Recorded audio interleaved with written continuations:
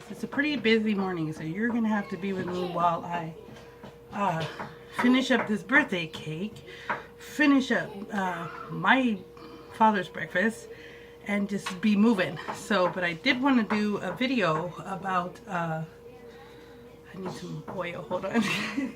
About the job, because I got a lot of people. Yes, baby.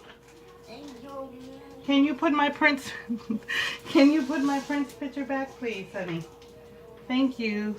Elizabeth will not change out of her clothes. She's been in the same dress. She slept in it. It's so pretty. She says she doesn't want to change, and you know, when you have toddlers, you kind of just let them, you know, you can't force them. Are you going to change your dress today, honey? Because we have to take a bath. Okay, you can run. Anyway, so I wanted to do the video. I see you. This is what goes into the Paige house in the morning. But anyway, like I said, excuse the way I look. I just wanted to do this as fast as I can, to explain, because I know a lot of people are asking, you know, you got a job working from home, how do you do that, or whatever. So here's the deal. I have a skill set. I do sales. I've been in sales for 14 years. Started out doing telemarketing. Yes, telemarketing. I'm the one that called your house and you hung up on me. I did telemarketing, I did inside sales, IT sales, lead generation, and I'll explain to you what that is. I'll tell you how I got into telemarketing. I was actually in school to be a DJ, and I was working at Circle K part-time. I was doing the overnight closing shift.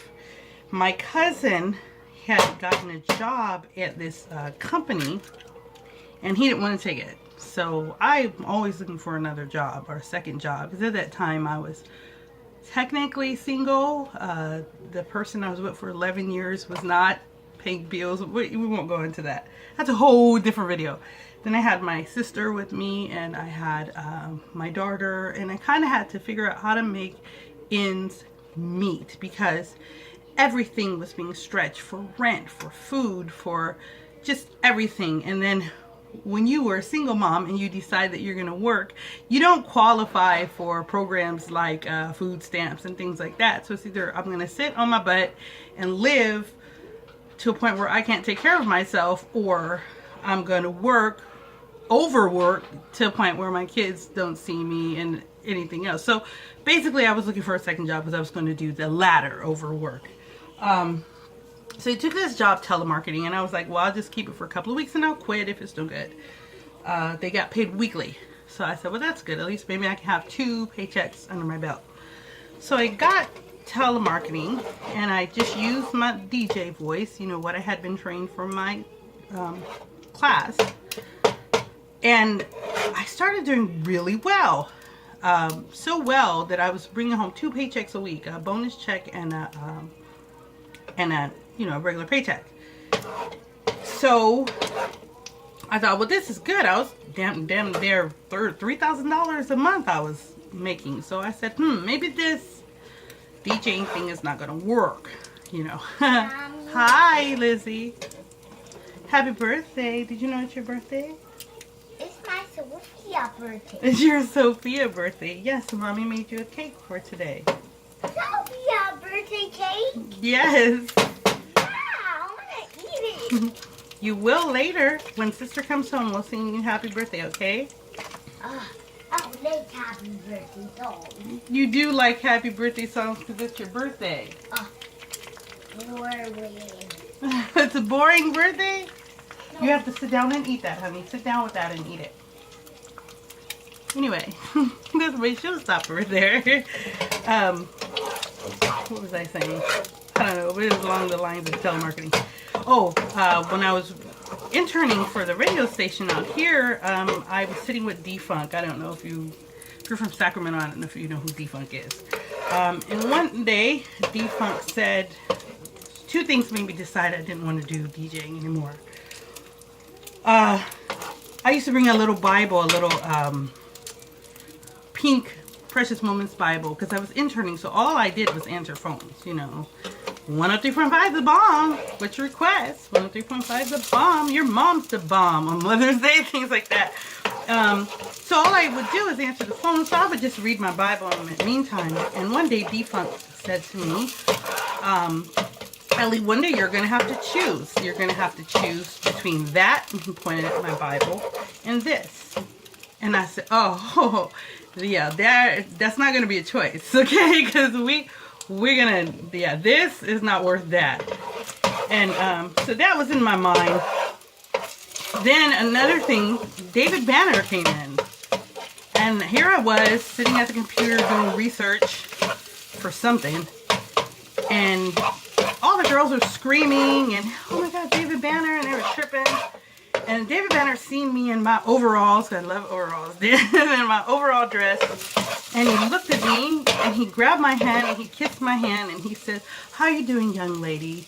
And it was just the way he treated me that made me realize this wasn't what I wanted. It wasn't the world I wanted. And I shouldn't be in there because he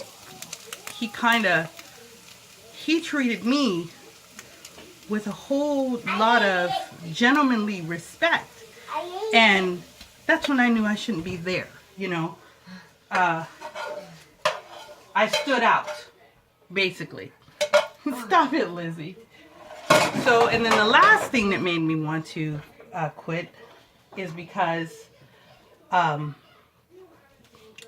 Defunct told me that DJs start off $9 an hour. That's the important part. I was making way more than that doing telemarketing. So I said, okay, this is not for me. Hold on. Okay, sorry, I had to go give my dad his food. But anyway, so I just knew that career wasn't for me, and it was going to pull from my heartstrings, and this probably wasn't a world that I was going to do well in. I even started producing, not producing, I wish I produced, I'd be rich, promoting Christian gospel artists, thinking that that would help, right? And then I learned that sometimes they're just as secular as other artists. What, baby? Sophia on it. Sophia on your birthday party we give you, you'll have a Sophia cake. Would you like to take a bath now? You're going to have to take a bath eventually today. Okay. Anyway, so that's how I got into sales. It was a long story, but anyway. So I did the telemarketing. I did really good. And then I moved on to another telemarketing company, and I was training other people. And always being the hustler that I am, that was back when, you know, you could make a mix CD from somebody and you make $5, you sell it. So, being a single mom, I used to make these mix CDs at home, and I'd sell it to people at the telemarketing job, and they pay me like $5 for the CDs, and then they'd go, Ellie, you always set leads. If you set a lead, I'll pay you $5. And then I'd go, okay, well, if it sells, you're going to owe me some money. So I'd set leads for them until I got caught, and I can't do it anymore. Then I learned that I could train people to do this, but yet I was never getting the job as a trainer. So I said, this is stupid. I should be training people. I should be making money. So I decided to leave that portion of telemarketing alone. I taught dance for 2.5 years. I did a lot of things. I went to school to be a medical assistant until we started having to be involved with bodily fluids. And I was like, that's not for me. And I went to Oakland, and I decided I was going to take my skills and go to Oakland. Because sales, you can always make money, and I wanted to be in the Bay Area. So I went to Oakland, and I applied for a lot of telemarketing jobs, and I got a lot of offers. But I also applied for this inside sales position at this company called Annuity Systems. And what this company did is these two guys had built a company where they would go contract with other companies and say, hey, look, I have these callers that are dedicated to just calling for your business. And if you contract with me, I can put like 15 callers to call for your business and sell this or renew this or do everything, you know, for us. And we'll go there. So the companies are bigger companies, and so they were like, fine. I got hired on an account called Acronis, which we did IT renewal, IT security software renewals, where I would be business to business renewals. So therefore, I did that. I built the account. I was the only one on the account. There was another girl that trained me. Then she moved on to another account. Then I ended up training other people on that account, turning that account into a multi-million-dollar account. Then it started clicking. These guys were getting paid and they're living a high life, and I'm struggling living in Oakland, and all I wanted to do was move to the Italian part of San Francisco, okay? But I couldn't get there because these guys were making the money off of my skills. So, and I knew it. And then the way they would treat me would upset me. And then I'd go off. But they'd never fire me. And then I'd go, you know, I'll just quit. So I took a job interview doing advertising sales for this radio station in Milpitas. The guy was offering $9 an hour. I said, I can't take that. You know, at that time I was still single. Me and Hassan weren't like, I mean, we were together, but I didn't know, you know. And I said, I can't take $9 an hour. That's not going to work. I walked out of the office. The guy called me on my phone and he says, what are you making at Acronis? And I said, 16 plus bonuses. I learned later that I was the lowest paid employee at Acronis, okay? 16 plus bonuses. The radio advertising rep said, or the advertising guy said, I'll hire you at 16. I said, are you kidding me? But I didn't take it because it was a Milpitas. Then it started clicking that I have a skill set that other people need. Small businesses would love my skill set. That radio place loved it because I had radio experience plus sales experience, okay?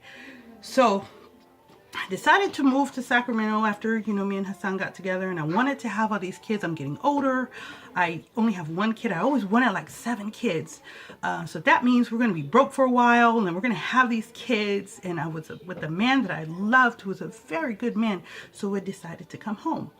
And last year, after trying to do 50 million things, whether it be baking or selling cloth diapers or going back to telemarketing, even being a Walmart deli person, which was actually a cool job, I decided that I was going to try to do this on my own. So I bought me a laptop. I got a voiceover. You know, one of those phones over the internet in there. No one ever calls it but me to tell friends to bring me something. And then I just started putting out resumes. So this is the first hit. We'll see how it goes. I get trained. They have a dialer that I will be using from my computer with my headsets.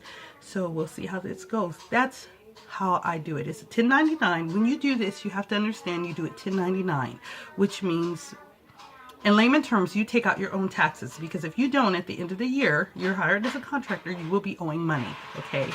So let's hope that this works. And here's some other big news. And if you stayed on the video this long,